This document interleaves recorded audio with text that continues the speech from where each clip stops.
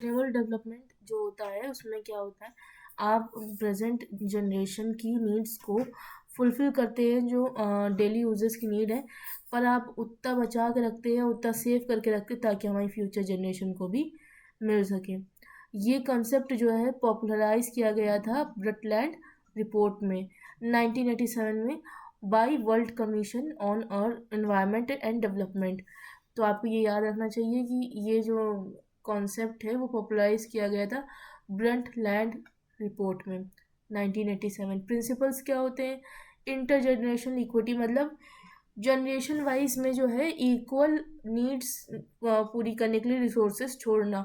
Inter generation मतलब fair distribution करना, और जितने भी रिसोर्सेज हैं उन सबको हर पॉपुलेशन में, जो आगे आने वाली है, जो पीछे की पॉपुलेशन है, जो हमारी प्रेजेंट पॉपुलेशन है, उन सबको फेयर डिस्ट्रीब्यूशन मिलना। Conservation of biodiversity and ecosystems, तो इस conservation of biodiversity and ecosystem बहुत इंपॉर्टेंट होता है for animals and humans both, दोनों के लिए, क्योंकि जितना हम कंजर्व करेंगे बायोडाइवर्सिटी, जितना हमारा इकोसिस्टम अच्छा रहेगा, उतना ज़्यादा हमारा इन्वायरमेंट में भी फ़र्क पड़ता है।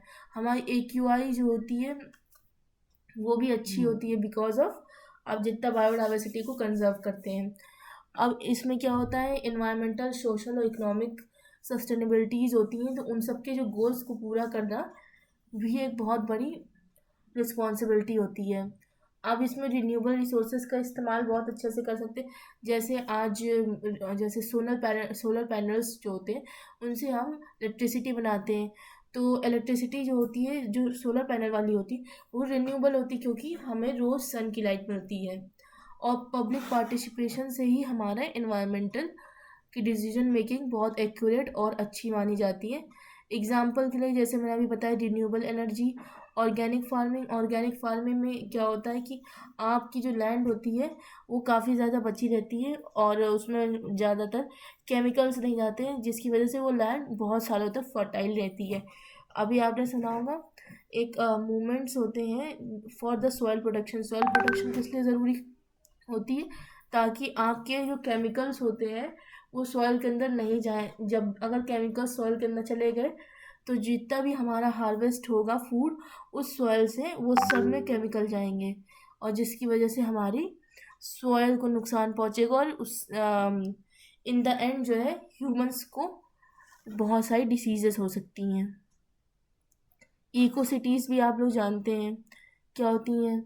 अब हम सीधे आते हैं बायोसेफ्टी पे। तो बायोसेफ्टी जो होती है, एक तरीके से हम कह सकते हैं पोटेंशियल रिस्क को प्रिवेंट करना for the betterment of human health and environment. जो कि बायोलॉजिकल एजेंट्स होती हैं या फिर बायोटेक्नोलॉजी होती है, उसमें से जितना भी वेस्ट होता है जो कि टॉक्सिक वेस्ट होता है, उसको अच्छे से डिस्पोज ऑफ करना।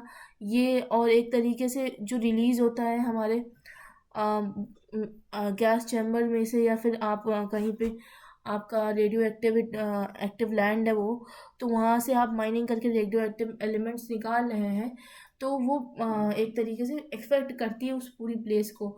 जैसे आपने सुना होगा एक पोखरण में हमारा टेस्ट हुआ था, पोखरण टेस्ट, तो वहाँ की जो लैंड है वो काफ़ी सालों तक अभी भी इफेक्टेड है, जिसकी वजह से काफ़ी बच्चे जो है जेनेटिकली बहुत ज़्यादा डिसीज़ निकल रहे हैं।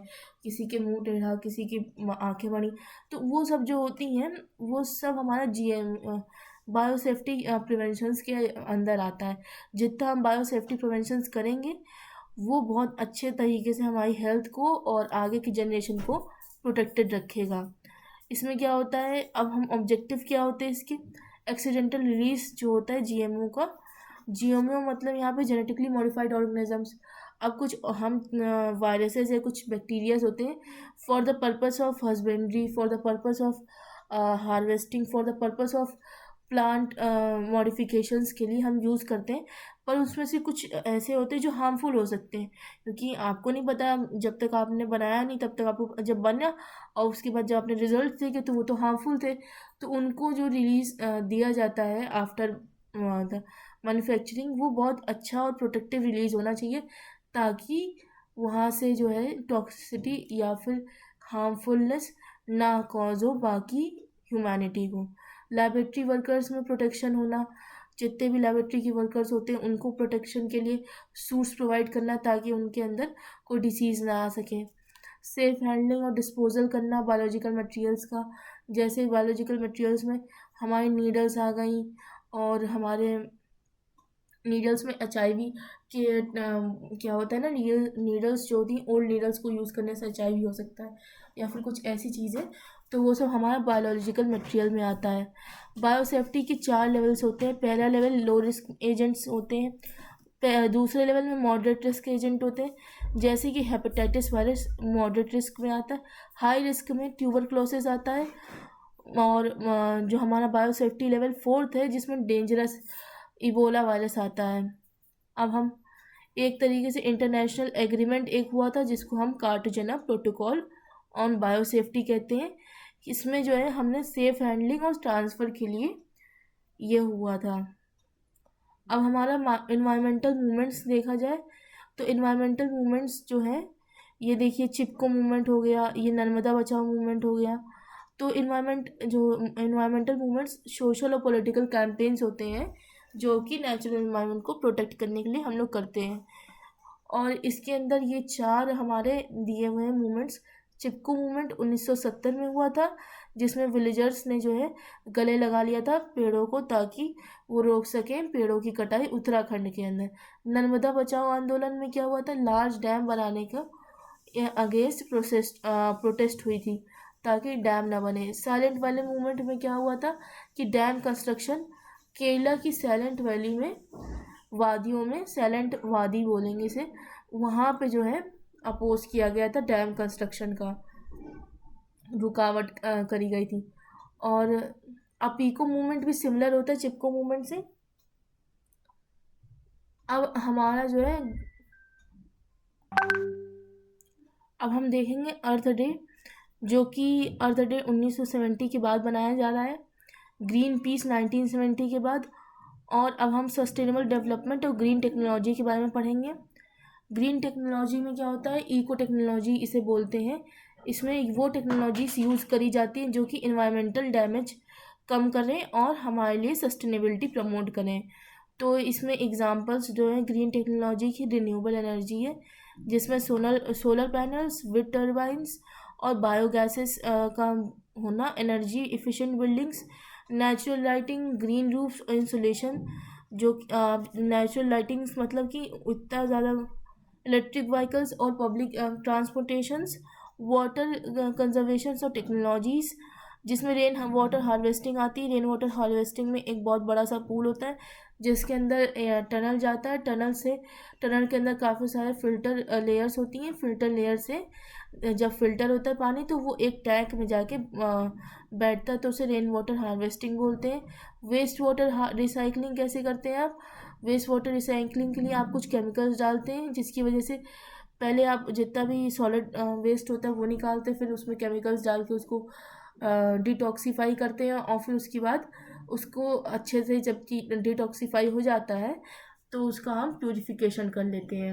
अब हम वेस्ट मैनेजमेंट के लिए कंपोस्टिंग, जो भी वेस्ट निकलता है तो उसको हम कैसे कंपोस्ट कर सकें। अगर हमारा वो वेस्ट डिग्रेडेबल है तो बायोडिग्रेडेबल में क्या होता है कि हम जितना भी वेस्ट होता है अपना उसको हम डंप कर सकते हैं लैंड के अंदर और जिससे वो कंपोस्ट बन सकता है। पर बायोप्लास्टिक्स को आपको पहले थोड़ा सा उसमें ज़्यादा डीप जाके आपको डिग्रेड करना होता है बायोप्लास्टिक्स।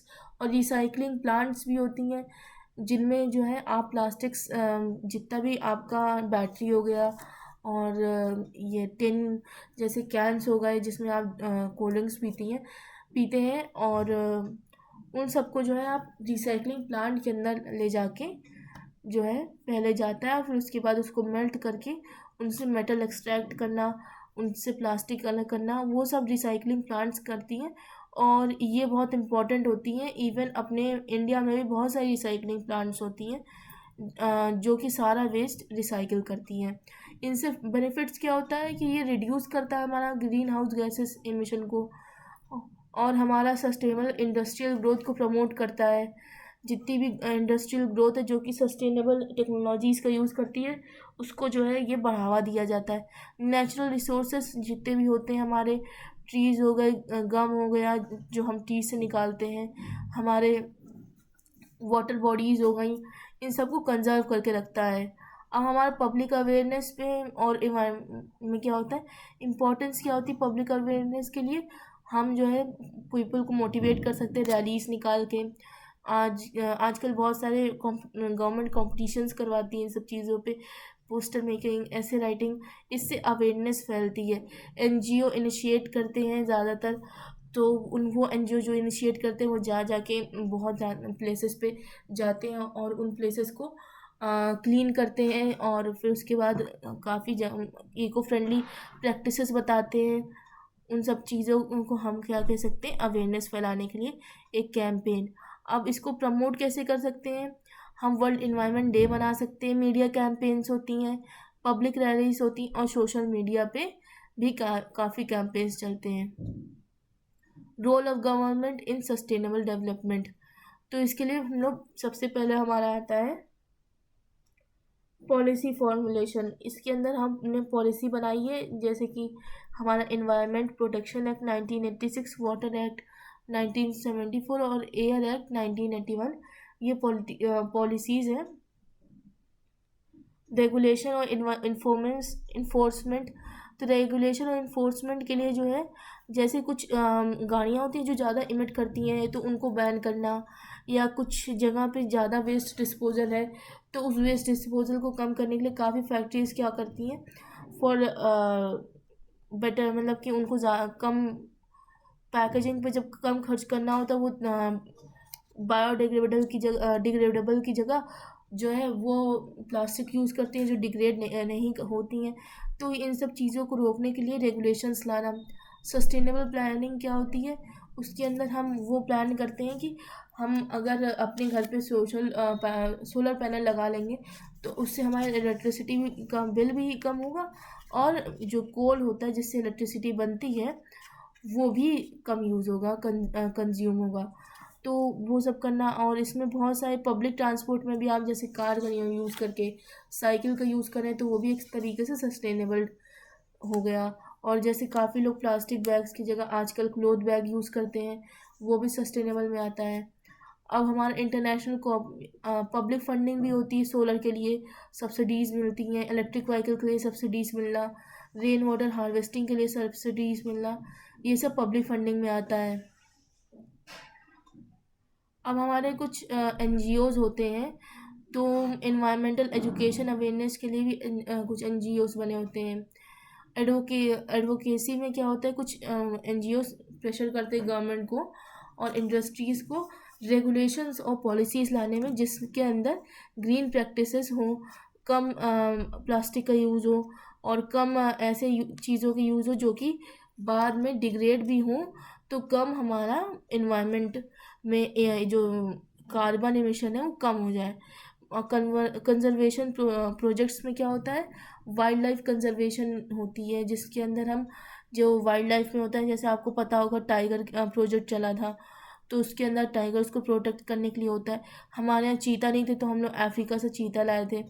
तो ऐसे जो वाइल्ड लाइफ कंजर्वेशन के लिए, मतलब अभी आपको पता होगा कि 2 राइनो हैं, वो भी मेल बच्चे हैं बस, और उसके अलावा कोई 2 राइनो नहीं है उस स्पीशीज़ के।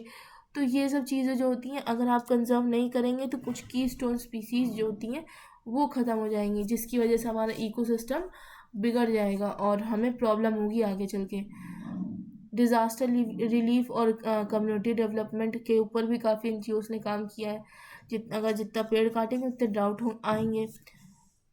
अब इसमें कुछ एनवायरमेंटल NGOs के एग्जांपल में आते हैं हमारे green peace, world wide fund for nature, centre for science and environment, और TERI the energy and resource institute.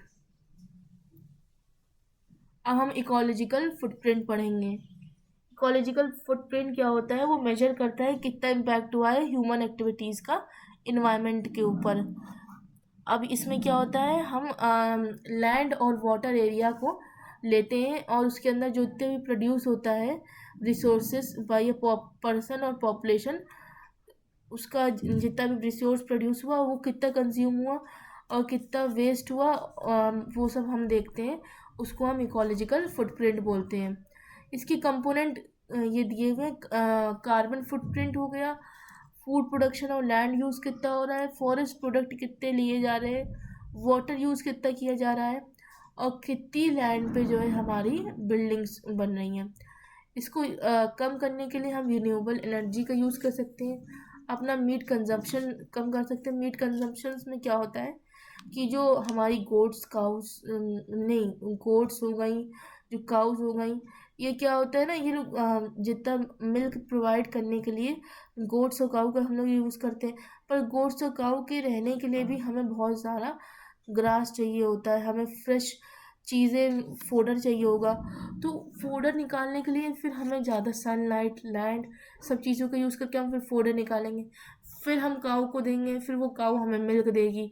ऐसे ही जब हम चिकन पे भी जाते हैं तो उसका भी मीट के लिए हमें यही करना पड़ता है।